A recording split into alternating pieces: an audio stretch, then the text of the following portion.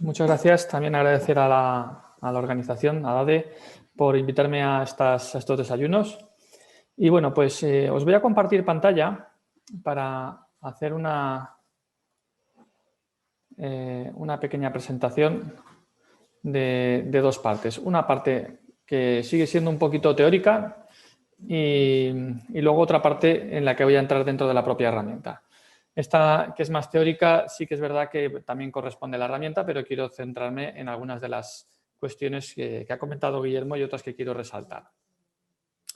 Bueno, el registro retributivo viene regulado en el Real Decreto 902, que sale en el año 2020, en el que ya venía a especificar o ampliar lo que ya venía en la Ley 6 de 2019.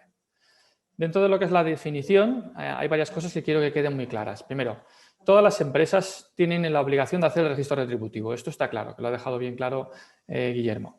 Por otro lado, el registro debe incluir los valores medios de los salarios, complementos salariales, percepciones extrasalariales y desagregados por sexo. Es decir, no solamente tienen que estar el salario base, sino también los complementos y las extrasalariales. Por otro lado, también establece que debe de identificarse tanto la media aritmética como la mediana. Y además nos dice que no lo podemos segregar o por grupo profesional, o por categoría, o por nivel o puesto, o incluso nos da la opción de hacerlo por cualquier otro sistema de clasificación aplicable. Es decir, no hace falta segregar por sexo y por todas estas categorías, sino hay que elegir una, ¿vale? Habría que buscar cuál es la que más se ajusta a cada organización, ¿vale? Pero una es la que hay que elegir. Además, bueno, pues en este caso, cuando lo piden los representantes de los trabajadores o los trabajadores, la información se debe facilitar únicamente a las diferencias porcentuales, no se debe de identificar todos los datos de salarios. Y por último, también el periodo de referencia, es decir, se tiene que repetir todos los años, es decir, se hará de forma en año natural y prorrogable cada año. También es importante informar que que el formato de registro dice que podrá, es decir, no es obligatorio utilizar el formato que publica el Ministerio de Igualdad, pero dice que se puede utilizar. De hecho, lo que recomienda es que el formato a utilizar sea exactamente este del Ministerio, porque justamente nos va a facilitar y nos va a garantizar que va a estar bien hecho, ¿vale? Entonces, es una recomendación en el que además yo también me uno. Bueno, si lo vamos a hacer con 10 días antes de antelación, debemos consultar a la RLT. Eso también es importante, lo de los 10 días antes de elaborar esta consulta, antes de hacer el registro. Y, por último, es obligatorio que en empresas de más de 50 trabajadores, es decir, aquellos que tienen que hacer la auditoría retributiva, además justifiquen las brechas superiores al 25%. Bueno, en resumen, lo que es la auditoría retributiva es obligatorio para todas las empresas, sin importar el tamaño. Debemos demostrar las medias y las medianas. Debemos desagregar por grupos, categorías, nivel, puestos o la agrupación que a nosotros nos parezca más ajustada para cada organización. Debemos de consultarlo 10 días antes a la RLT o cada modificación que hagamos, es decir, que dentro de un año se pueden hacer alguna modificación, como ha dicho Guillermo. Se facilitarán solo las diferencias porcentuales a los trabajadores, no la auditoría completa. Y si se requiere auditoría retributiva, se deben de justificar las brechas de más del 25%. Bueno, vamos a entrar ya en lo que es la parte de algunas definiciones que, si las entendemos, lo que es la herramienta será fácil utilizarla, ¿vale? Por un lado tenemos las medianas y por otro lado tenemos las medias aritméticas. Las medianas representan el valor de la posición central de un conjunto de datos y las medias aritméticas el promedio, ¿vale? Para que os hagáis una idea de qué significa cada uno, tenemos que tener claro que en unos datos que son exactamente distribuidos adecuadamente, el promedio y la mediana coinciden, ¿vale? Por ejemplo, si unos datos en los que fuera del 1 al 10 coincidirían los dos valores. Pero cuando se trata de valores que están muy distribuidos, anormalmente distribuidos, la mediana y el promedio se van separando, ¿no? Por ejemplo, en este caso, la mediana es de 9 cuando el promedio es de 10,7, ¿no? Porque ya hay una distribución irregular de los datos. Por lo tanto, esa información es importante presentarla por las dos vías. Bueno, vamos a ver una de las partes más importantes y que más va a costar entender, y de hecho de las que realmente si conseguimos comprender lo que es la parte del registro lo tendremos muy fácil. Es lo que llama la herramienta de lo que es el Ministerio de Igualdad, llama retribuciones equiparadas. Es decir, no podemos comparar manzanas con naranjas si resulta que estoy comparando el salario de una persona que ha trabajado durante todo el año con otra persona que ha trabajado solo medio año. O si estoy comparando una persona que trabaja a jornada completa con una persona que tiene una jornada solo de 20 horas. Por lo tanto, nosotros a través de la herramienta tenemos que ser capaces de equiparar los salarios. Bueno, vamos a hablar de dos equiparaciones. Uno, lo que la herramienta llama la normalización. Normalizar sería transformar los salarios para que resulten comparables en función del porcentaje de jornada. ¿Vale?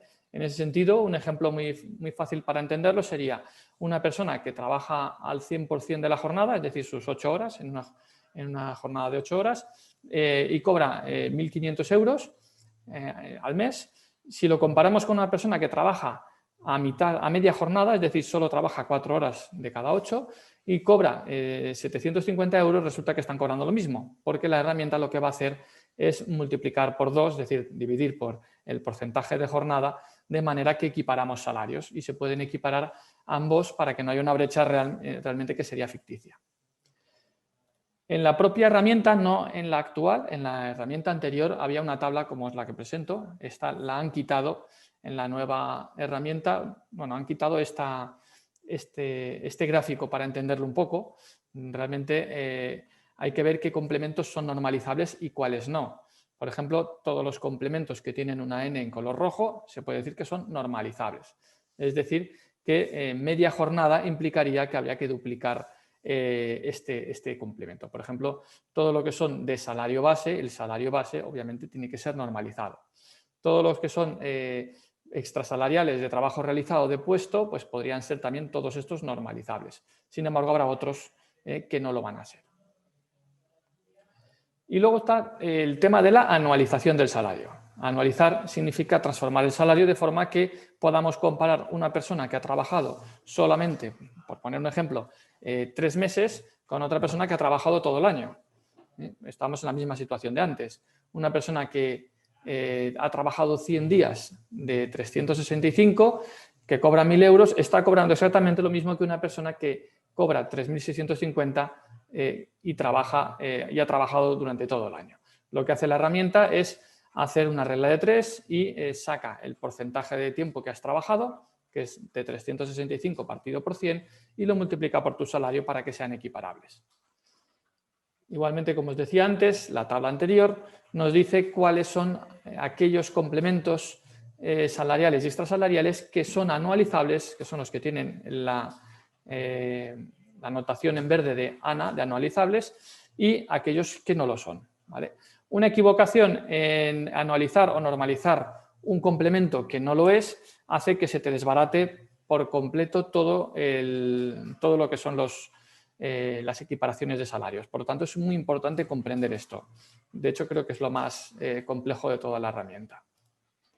En la propia herramienta de explicación del Ministerio, la que explica su propia herramienta, en una de las páginas finales te dice o te pone un ejemplo de cómo se enumeran aquellos complementos, es decir, que hay que decir cómo se llaman, hay que describirlos, hay que decir qué tipo de retribuciones, si es en dinero o en especie, si es salario base, complemento o es extrasalarial, y también te pregunta si es normalizable y si es anualizable. Aquí hay un tema súper importante a tener en cuenta que pues lo pone de manera muy a la ligera en la guía y es importante conocerlo. Es decir, hay complementos extrasalariales que hay que quitar. Por ejemplo, una indemnización por despido no se puede ni anualizar ni normalizar, es que de hecho ni siquiera debería estar. Es decir, si en un determinado puesto hay una persona que ha cobrado una indemnización de 20.000 euros, obviamente pues cuando vayamos a hacer el cálculo de las brechas nos va a salir siempre una desviación que no vamos a entender y no vamos a comprender dónde está, porque ya veréis que es una matriz de datos que puede ser enorme, con lo cual encontrar el error o la situación que está generando esa anomalía a veces es complicado. Por lo tanto, en ese sentido hay que saber Primero, qué complementos y extrasalariales hay que incluir y cuáles no hay que incluir. Estos serían los que habría que eliminar. Y por otro lado, hay que determinar muy bien aquellos que son anualizables y aquellos que son normalizables. Si eso lo entendemos, el registro salarial en general veréis que es muy sencillo. Vamos con la herramienta. De hecho, queríamos proponer el sistema del desayuno en plan más práctico, ¿no? Para que la gente aprenda a utilizarlo. En primer lugar, iríamos al botón de inicio, que a veces nos olvidamos del botón de inicio y nos vamos directamente a datos, con lo cual hay cosas que no nos van a funcionar bien. Una de las cosas más importantes que hay que poner es la fecha de inicio y la fecha de fin del periodo. Si no lo ponemos, vamos a estar un buen rato viendo por qué no nos salen y por qué no funciona, y resulta que la herramienta trabaja con una fecha de inicio y una fecha de fin, que será el año natural anterior a la fecha que estemos haciendo el registro, ¿no? En este caso, en 2021, ponemos del 1 de enero de 2020 al 31 de diciembre de 2020. Podemos poner el nombre de la empresa y el CIF. Esto ya no es tan relevante, pero esto sí que es absolutamente necesario. Bueno, lo siguiente que vamos a hacer, si no hemos trabajado con la herramienta, podemos ver cada uno de los campos a qué se refieren. Es importante saber cuál es el formato de entrada y cómo se calcula o cómo se tiene que poner. Pero vamos, en principio esto simplemente es forma parte de la pequeña guía que tiene.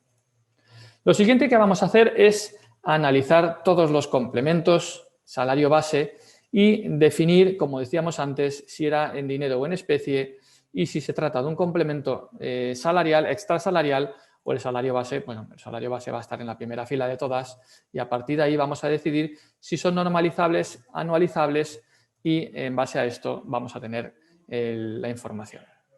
Importante es que en la herramienta de abril 2021, a diferencia con la que había anteriormente, los extrasalariales van aquí abajo.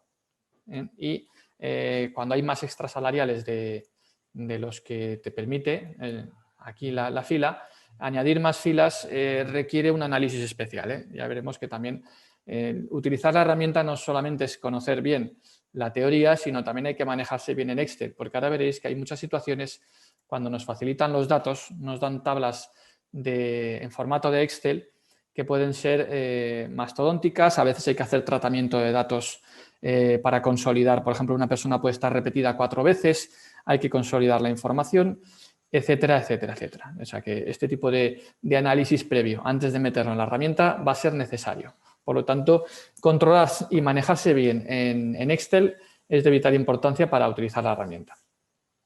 Por poner ejemplos de cosas que nos han pasado es de que te pasen, por ejemplo, una tabla de Excel de una empresa que trabaja con el Excel en americano y resulta que te dan las fechas en un formato al revés, ¿no? El año primero. Pues ese tipo de cosas a veces pueden hacer que funcionen mal las fechas. O te pueden dar los datos, por ejemplo, la clave de contrato, en vez de ser un número, Excel entiende que es un texto y luego resulta que no calcula bien ciertas cosas. Entonces, este tipo de cosas que por experiencia final ya no sabes dónde te está fallando, acabas aprendiendo a encontrar el error. Bueno, para empezar, para lo que es el registro retributivo en sí mismo, aquí os he marcado en amarillo aquellas casillas que no son obligatorias, es decir, las vamos a utilizar si hacemos la auditoría salarial, pero para el registro retributivo no son estrictamente necesarias.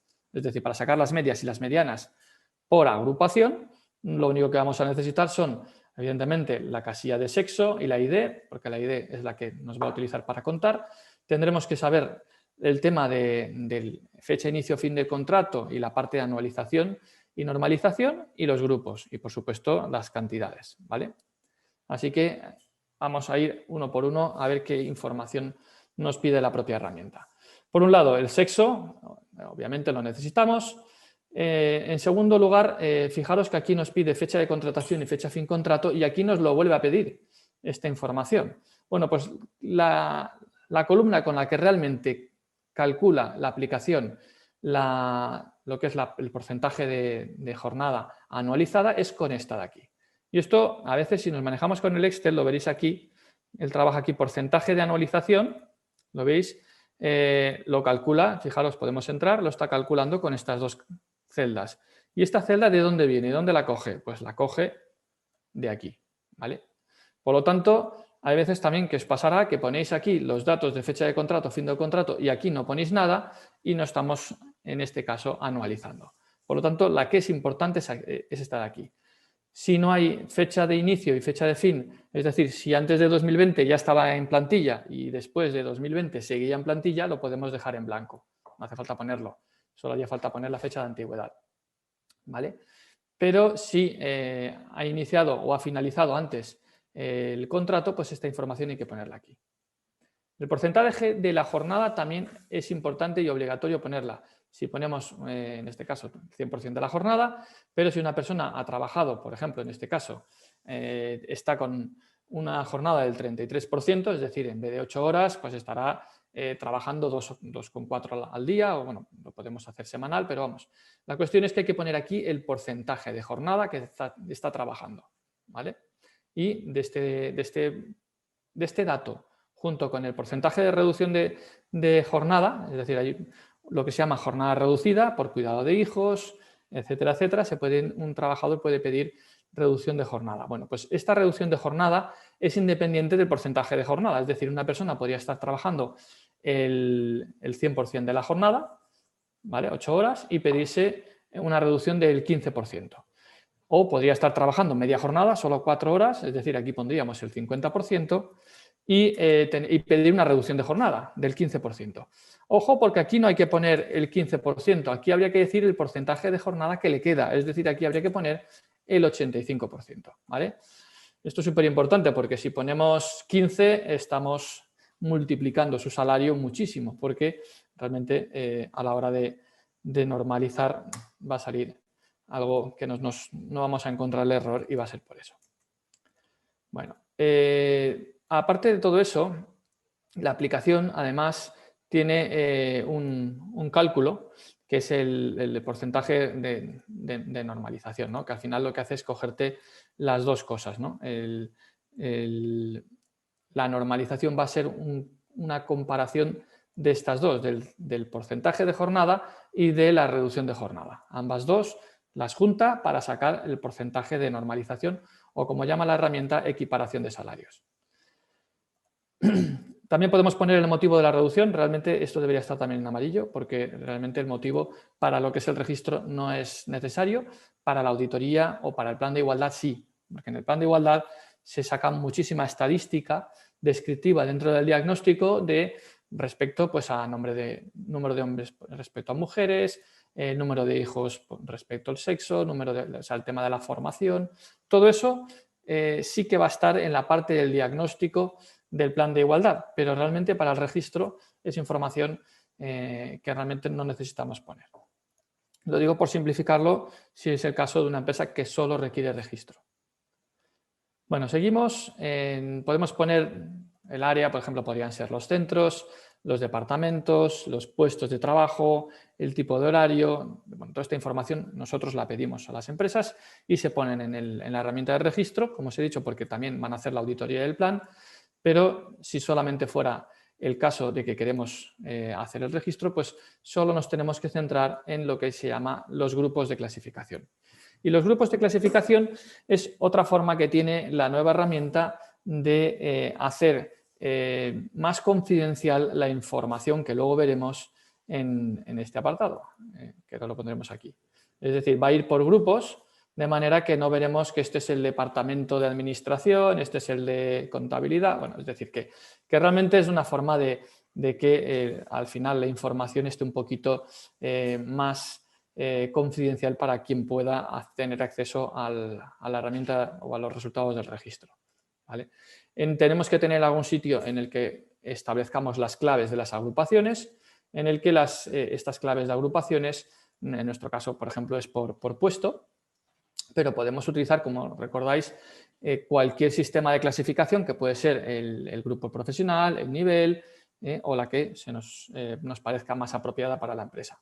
La cuestión es que al final la columna con la que va a trabajar la agrupación, la herramienta va a ser o la agrupación o la valoración. En este caso sería grupos y aquí hablaríamos de escalas, ¿vale? De hecho, podemos poner las dos y podemos utilizar las dos porque la herramienta ahora veréis que va a utilizar ambas.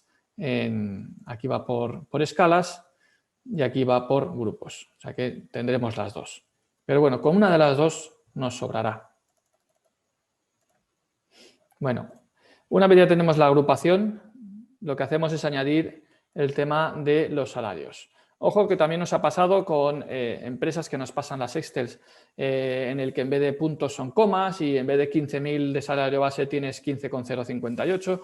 Este tipo de detalles que parecen tontos hace que realmente, bueno, te puedas pasar un buen rato viendo dónde está el problema que hace que te salgan unas brechas o unas situaciones anómalas o que no entendemos.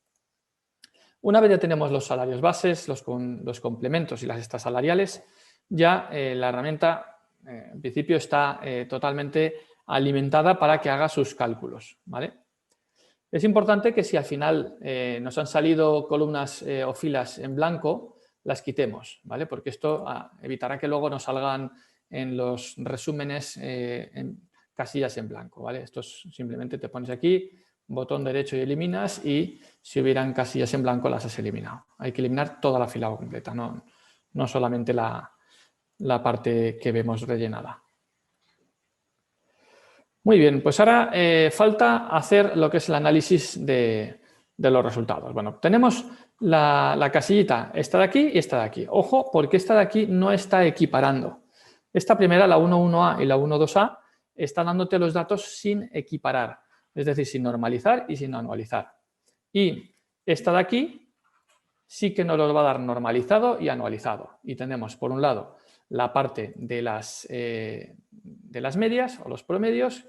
Tenemos aquí importes equiparados promedios y tenemos, por otro lado, el tema de las medianas. Y son ambos dos los que habrá que presentar. Veréis que arriba te pone una casilla de ocultar, que es cuando la casilla está en blanco, te dice, mira, oye, si vas a presentar esto, esta ocúltala porque realmente no aporta información. Entonces, esta de aquí también te está diciendo que las ocultes, porque realmente al no tener etiqueta, es decir, hay menos complementos definidos que los que la tabla presenta, pues entonces estos también los podríamos ocultar. De manera que a la hora de presentar el registro tendríamos por promedios y por medianas, tendríamos el total de la empresa y luego el registro por grupos, ¿vale? En definitiva, tenemos que ver la retribución equivalente total y la brecha que genera, que estaremos hablando entre hombres y mujeres por cada uno de los datos que se han ido representando en la otra parte. Si aquí nos salen brechas del 1000% o el 700%, lo más seguro es que nos hayamos equivocado en algún complemento, que lo hayamos puesto anualizable o normalizable cuando no lo era o viceversa. Por lo tanto, esto es el principio, ¿no? De normal, lo más habitual es que rellenes la tabla, te encuentres aquí unas brechas que no tienen ningún sentido y te toca venirte a datos, filtrar por el grupo que te está dando el problema y buscar a aquella persona, que es fácil encontrarlo, que realmente estás viendo que en su salario equivalente te sale que está cobrando a lo mejor 1 millón de euros. Y dices, ostras, estoy anualizando pues imaginaros una persona que está trabajando, nos pasaba el otro día, ha estado trabajando durante un día en el que solamente fue para pagarle una indemnización de 3.000 euros y claro, la aplicación multiplica esos 3.000 euros por 366, porque realmente ha trabajado solo un día, es decir, te lo va a anualizar y te va a generar bueno, pues una cosa que no tiene ningún sentido. Y bueno, la verdad es que hasta aquí es donde lo que quería explicar dentro de lo que es mi ponencia. Es una herramienta que realmente yo creo que donde está el kit de la cuestión es entender cuándo se anualiza, cuándo se normaliza y qué complementos extrasalariales hay que incluir y cuáles no. A partir de ahí, en general, si lo sabemos, si lo manejamos y lo controlamos bien, la herramienta nos dará la información de manera directa y rápida. Y ahora, si acaso, pues si tenemos algún turno de preguntas, me quedo a vuestra disposición para resolverlas. Muchas gracias, Germán. La verdad es que ha sido súper instructivo escucharte, ¿eh? Mira, tenemos aquí algunas preguntas que me gustaría hacerte. Hay una pregunta aquí que me dice, ¿las sociedades cooperativas están obligadas a elaborar un registro retributivo?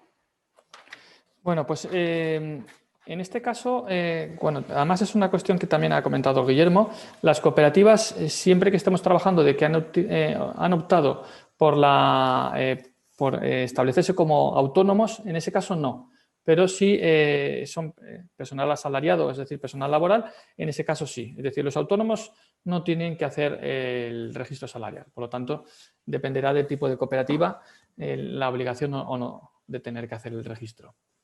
Muy bien.